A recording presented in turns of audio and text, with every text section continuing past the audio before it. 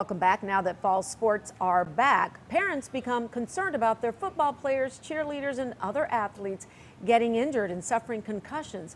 But that doesn't stop your athlete from wanting to take part anyway, right? So what should parents look out for and know to keep their children safe? We are joined by Dr. Elizabeth Pierot, a neuropsychologist with Midwest Orthopaedics at Rush. Good morning to you, doctor. Good to see you.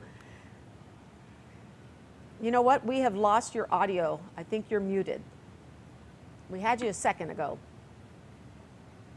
How about? Not muted. I hear you now. Okay, it must have been on our end. I apologize. Well, anyway, welcome this morning. When it comes to concussions, which sport and what athletes are the ones who tend to suffer from these the most? Well, depending on the research, when we look at it, the highest rate of concussions occur in football, soccer, hockey, wrestling, and lacrosse. But I will tell you, we see a lot of concussions in cheerleading, basketball, and volleyball as well. I see a little of everything. I've seen badminton and swimming and even golf. So we know that these injuries can occur across sports and even in non-sports activities. So we're talking young athletes. What do we know about what these concussions do to their developing brain? It's a great question, and it's one that we don't really have a complete answer for. As the science is developing, we starting to see, are there short-term and long-term effects of concussion? So the most important thing is that these injuries be managed appropriately when they do occur. Okay, so before we get to that part, is it even safe for our children to be taking part in these high-risk sports? Should they even be playing them? So it's a very personal decision.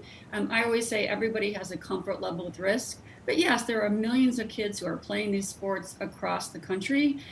You can never fully eliminate the risk.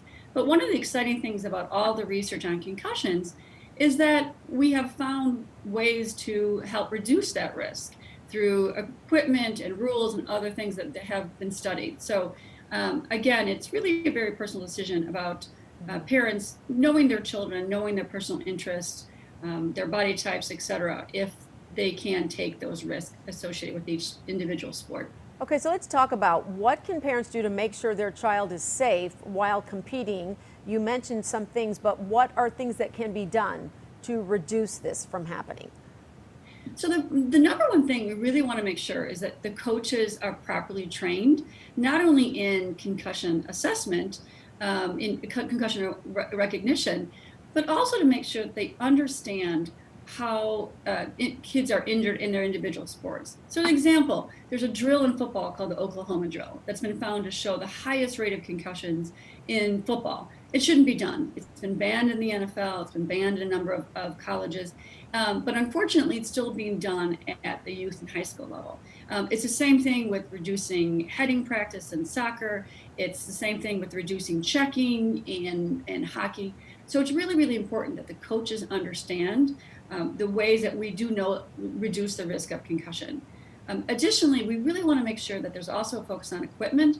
While there is no concussion-proof helmet, we do know that a properly fitted helmet, one that is in good condition, will reduce the amount of force that's applied to the head. And we also don't want over-reliance on equipment that hasn't been shown to be effective, like soccer headbands. Okay, so let's talk about some of the signs of concussions and when should your child be pulled out of these sports? So we distinguish between signs and symptoms. So signs are those things that are observable by other people. And this is why it's really important that coaches and parents and athletes understand concussion. So if you see someone take a hit and they are slow to get up, or they're looking at their balance is impaired, their gait is off, or they're slow to respond or acting oddly, they should be pulled. The symptoms of concussion are those things that the athlete themselves report.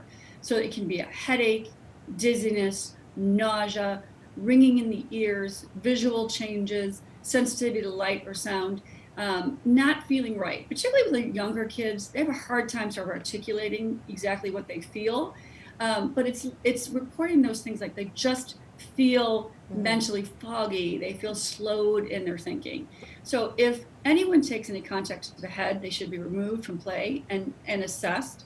The most important thing is that we absolutely do not want an athlete with a suspected concussion to return to play. Okay. It's really important that an athletic trainer or some other medical professional trained in concussion assessment evaluate that child. As a parent who might have a child that is playing one of these sports, they have a concussion, you worry. When do you take them to the doctor? And when do you really know it's safe to put them back in the game that they love? So that's why I'm a huge fan of athletic trainers. These athletic trainers are well experienced and well trained in assessment of concussion. But there's a rule about when in doubt, sit them out. So if a concussion is ever suspected, they should just be pulled from play and monitored over time.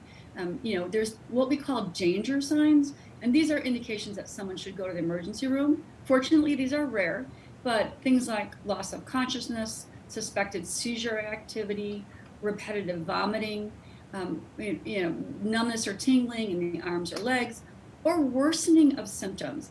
Most of the times when you remove an athlete from play, their symptoms stabilize or they feel better. So if you're starting to see more confusion, more fatigue, or they're reporting that their headache is getting much worse, we do recommend they go to the emergency room. That's the But scary most times thing. I tell them to follow up with their pediatrician or primary care provider. Yeah, that's a scary thing. You're a parent whose child had a concussion and you think to yourself, do I really want to allow them to go back in? But as you said, as long as they are watched over, it is a personal decision. We appreciate you sharing this information with us. Dr. Elizabeth Pierot, a neuropsychologist with Midwest Orthopaedics at Rush. Thank you for your time.